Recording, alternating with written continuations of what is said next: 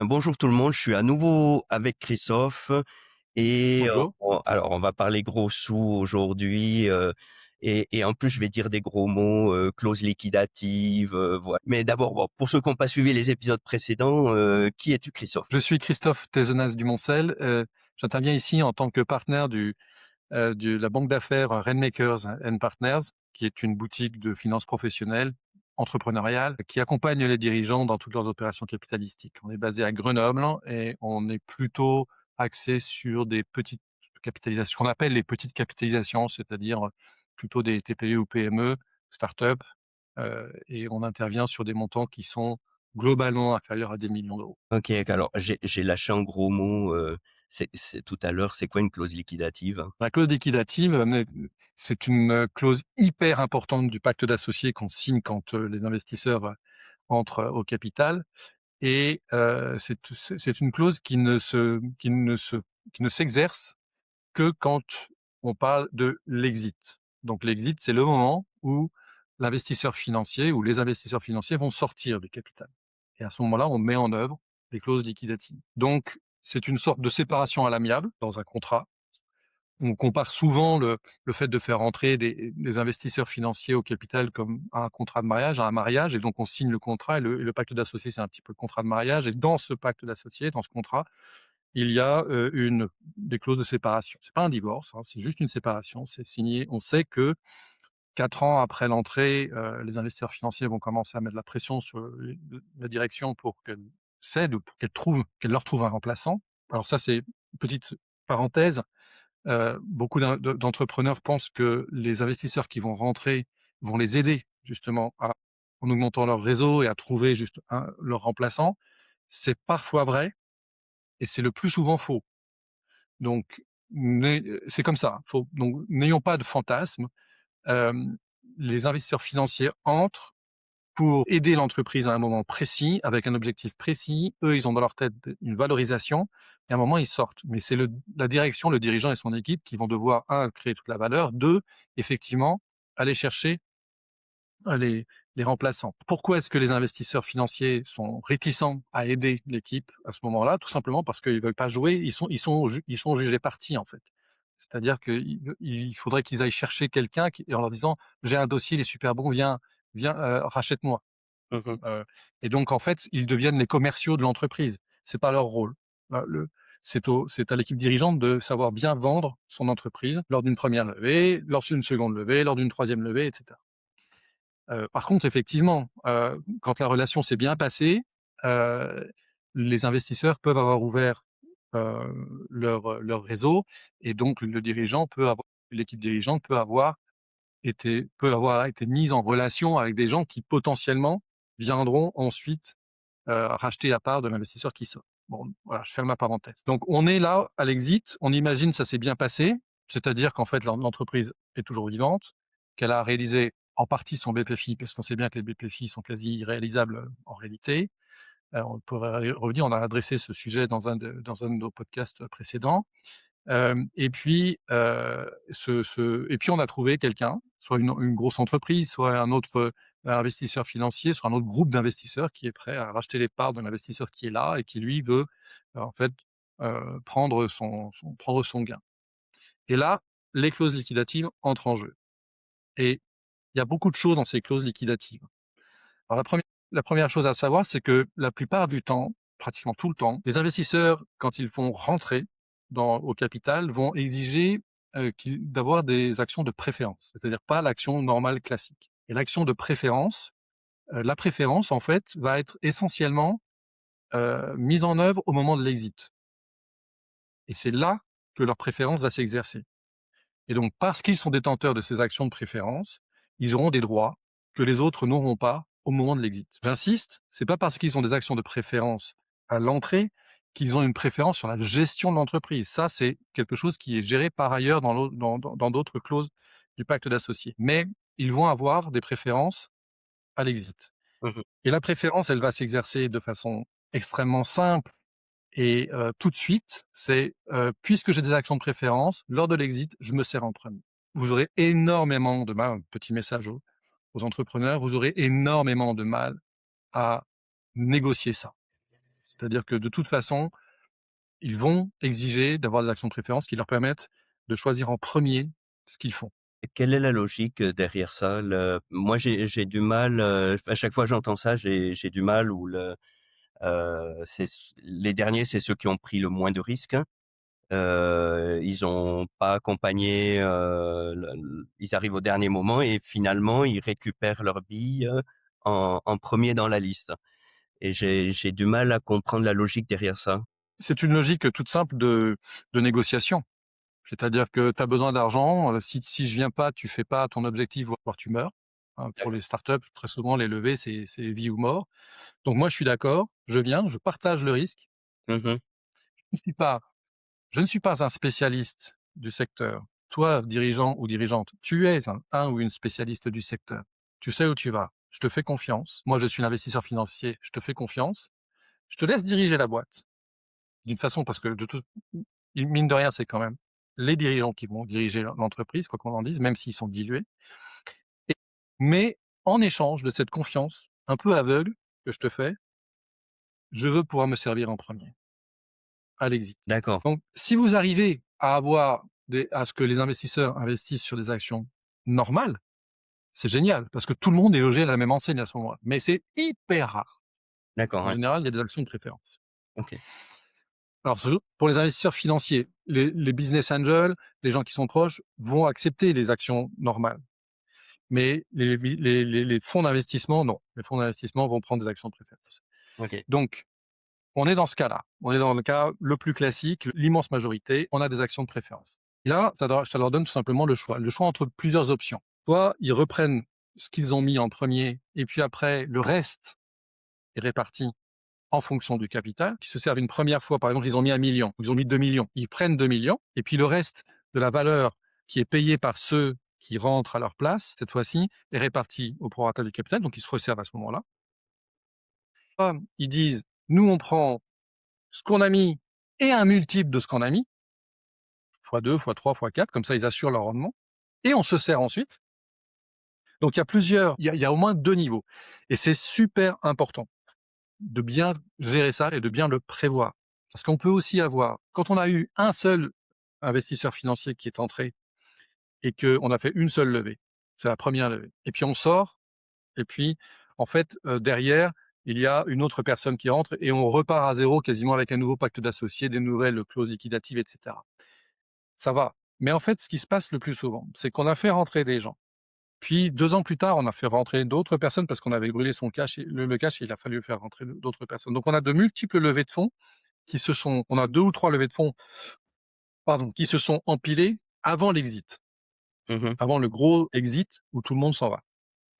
Et dans ce cas-là, on peut avoir plusieurs, et à chaque fois qu'on fait une augmentation de capital avec une levée de fonds, avec des investisseurs financiers, on refait le pacte d'associés. Mais les investisseurs financiers qui sont déjà présents, ils vont faire attention à ce que leurs droits, les droits qu'ils ont gagnés à la première levée, soient respectés. Et souvent, les investisseurs financiers qui arrivent en second disent, bah oui, on va respecter vos droits. Donc, il y a les actions de préférence 1, puis les actions de préférence 2, etc. Bon. Et donc, on a après ce qu'on appelle une waterfall, une cascade de préférence. Et il faut vraiment très fortement travailler cette cascade de préférence.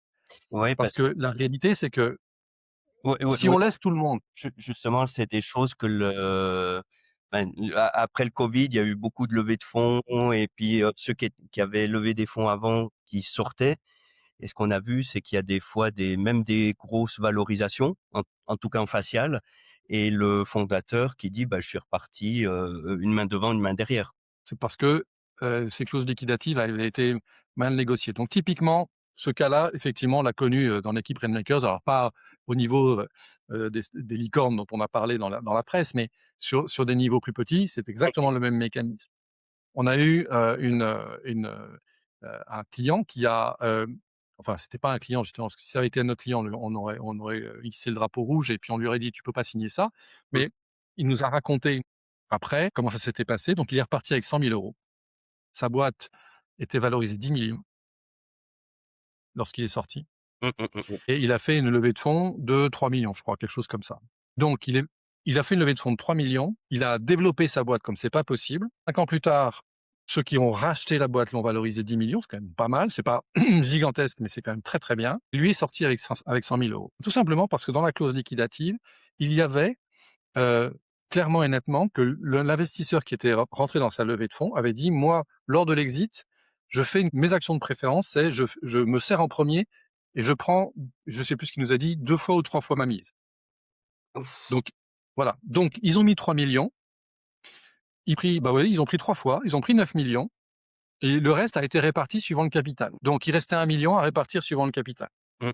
Et puis il s'est passé, alors il était encore majoritaire, je parlais plutôt de 500 000, puis il avait des dettes ou des choses comme ça parce qu'il avait emprunté de l'argent pour investir. Au final, il est sorti avec 100 000 €.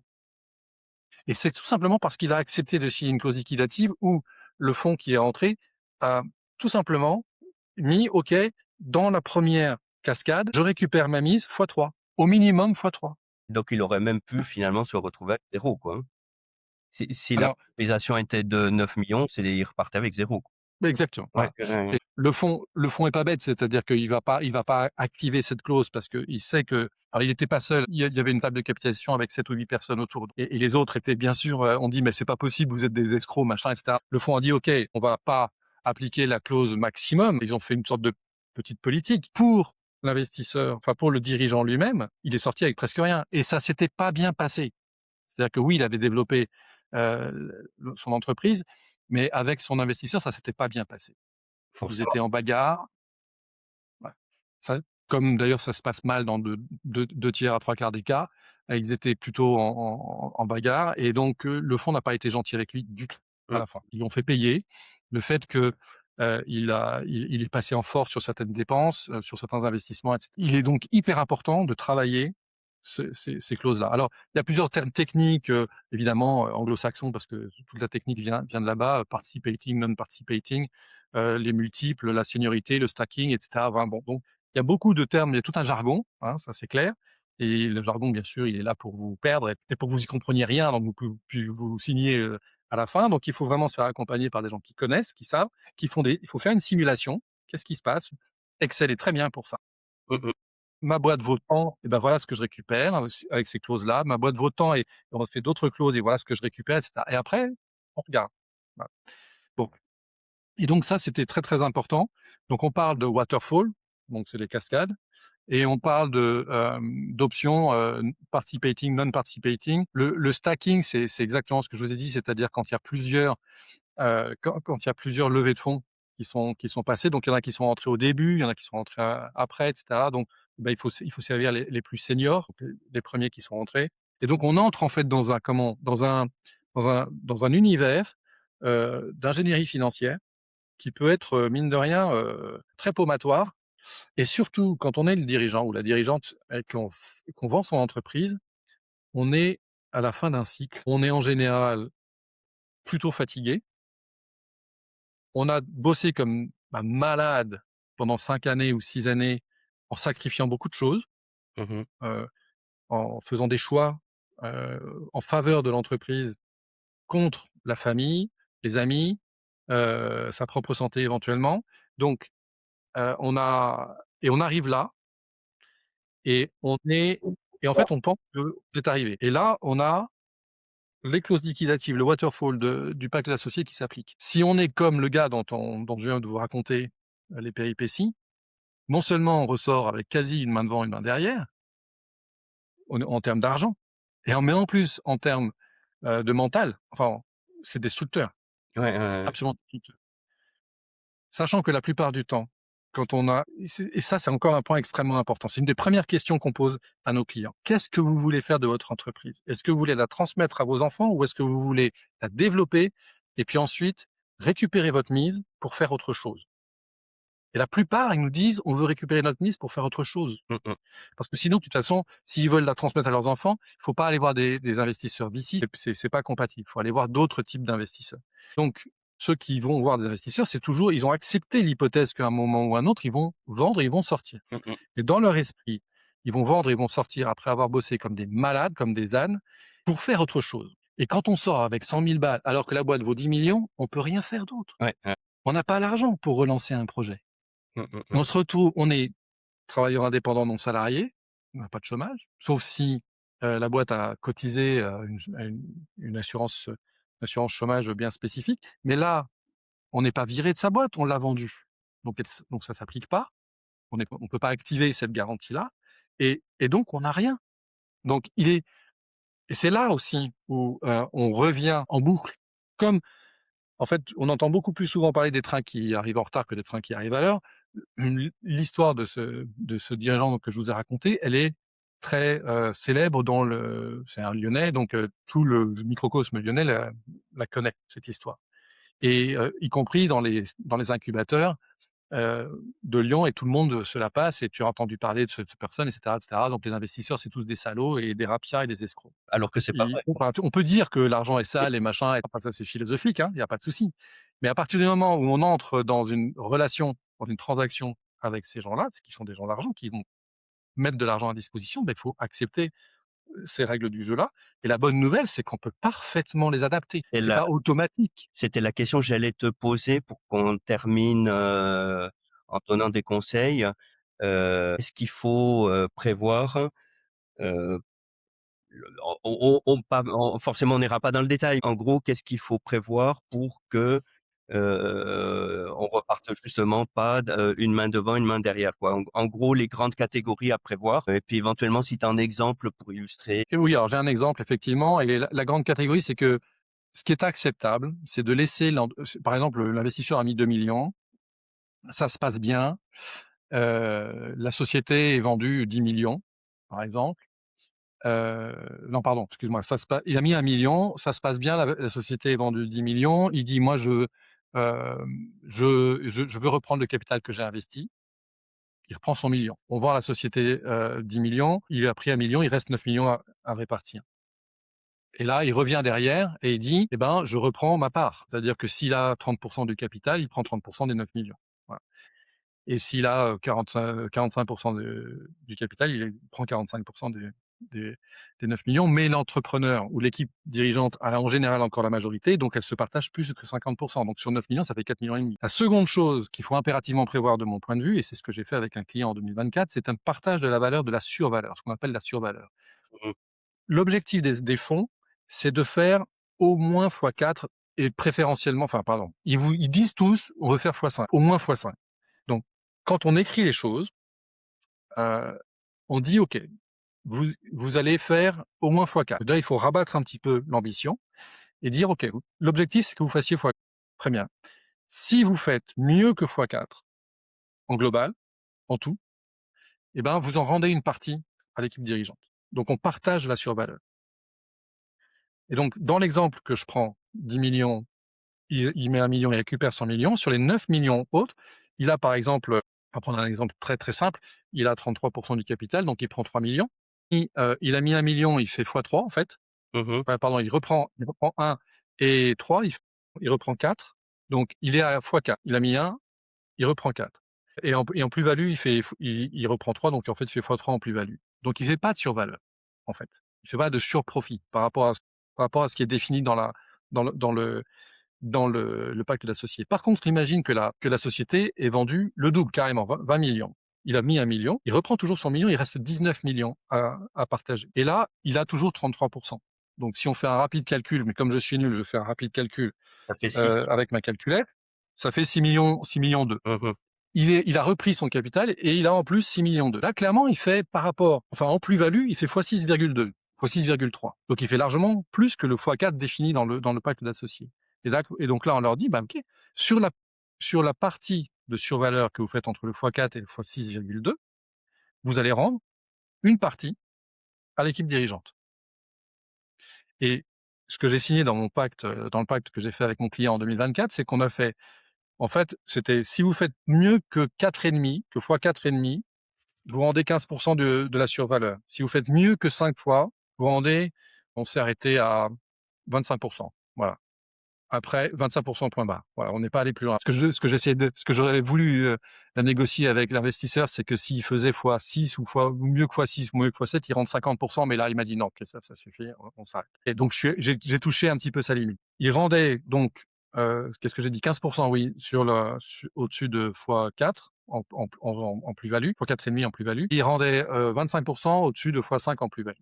Mmh mh, mmh mh. Donc là, on est en réalité, ce qui se passe, c'est que dans le cas qui nous importe, donc on a vendu 20 millions, il a récupéré le million qu'il a mis, il récupère 33, il a 6,27. Donc en fait, par rapport à ce qu'il a mis, si on prend le cas, de 4,5, il doit rendre une survaleur au-dessus de 4,5 millions. Et même, il a fait mieux que x5 puisqu'il a fait x6, donc il va rendre une partie sur 1,3 million également. La différence entre 6,3 et 5. Et donc il y a 2 il y a en fait, il y a 2 étages et c'est une waterfall inversée, c'est-à-dire que là, la cascade, elle est en faveur de l'équipe dirigeante. Ce qui fait que notre gars, qui a vendu sa boîte 10 millions machin et qui est reparti avec 100 000 €, s'il avait signé des clauses comme ça, il aurait en fait réussi à limiter. C'est-à-dire que le fonds qui avait mis, j'ai dit, il avait mis 1 million, je crois. Non, il avait mis 2 000, non, il avait mis 3 millions. Au lieu de prendre, les 9 dont on a parlé tout à l'heure, c'est-à-dire je me souviens plus des chiffres que j'ai dit. Au lieu de prendre quasiment l'intégralité, il aurait pris 3 millions et il serait resté 6 millions à partager avec les autres. Et c'est plus pareil, Mmh puisque à ce moment-là, notre dirigeant, au moment de l'exit, il avait plus de la moitié, du capital. Donc il restait 6 millions à partager, il serait parti avec 3 millions. C'est pas gigantesque, mais c'est quand même largement mieux que 100 000 €. mh, mmh. Donc c'est bien, donc il faut bien faire extrêmement attention à la rédaction de ces, clauses liquidatives et au lieu de se focaliser encore une fois sur la dilution initiale, il faut se focaliser sur certaines clauses du pacte d'associés. OK, la dilution parce que c'est la valo initiale, mais aussi les droits de veto dont on a déjà parlé, aussi la façon dont on est good, bad ou medium liver, si jamais il nous arrive quelque chose, si on veut sortir ou si on est obligé de sortir avant l'exit, et puis les clauses liquidatives. Et puis bien sûr les droits de veto, et cetera. Donc le pacte d'associés, le contrat qu'on signe quand, les investisseurs rentrent, devient aussi important que le fait que les investisseurs rentrent eux-mêmes. Ouais, ah bah, Donc l'argent apporté, la somme apportée mmh, mmh, mmh, mmh. devient aussi importante, enfin le pacte d'associés, ce qu'on met dans le pacte d'associés est aussi important que le montant qui est apporté. Merci beaucoup et j'allais te demander justement de faire le résumé de c'est ce que tu viens de faire là pour l'épisode qu'on a fait où on voit qu'il y a des enchaînements, que comme tu dis, c'est pas seulement une histoire de dilution, mais il y a un peu à toutes les étapes prévoir et puis, comment?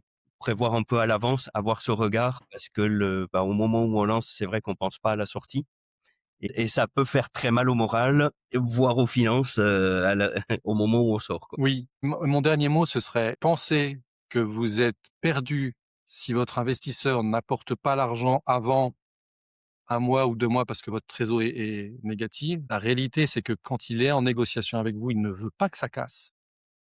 Parce qu'il a passé toutes les épreuves de sélection à l'intérieur, donc maintenant il veut que ça arriver au bout. Faut lui dire simplement: «Si tu rentres pas avant le 15 juillet, je suis mort, on passe en liquidation». Il va faire en sorte que l'argent soit là le 15 juillet. Il veut pas arriver dans une boîte qui est morte à cause de lui. Ne signez pas le couteau sous la gorge. À partir du moment où vous avez une LOI, vous êtes à même hauteur de négociation que le fonds. Et le pacte d'associés, laissez-lui du capital, parce qu'il a besoin de montrer qu'il a fait un bon deal. Négocier le pacte d'associés et en particulier les clauses liquidatives en compensation. C'est hyper, hyper important. Merci beaucoup Christophe, ça nous fait pas mal d'informations et puis pour ceux qui voudront, aller un petit peu plus loin, je pense qu'on peut te retrouver sur LinkedIn. Tout à fait. Christophe Tezenat, LinkedIn, voilà, ou sur le site internet de Rainmakers and Partners à Grenoble. OK et puis tu traites bien les personnes quand elles viennent, te parler. Ça oui, bien sûr. Merci beaucoup Christophe et puis, Je t'en prie. Merci à on toi. te souhaite un bel été, puis tous ceux qui écoutent parce que là on est début juillet et on vous souhaite tous un bel été. À très bientôt, au revoir. Oui, bel été à tous. Merci Marc. Au revoir.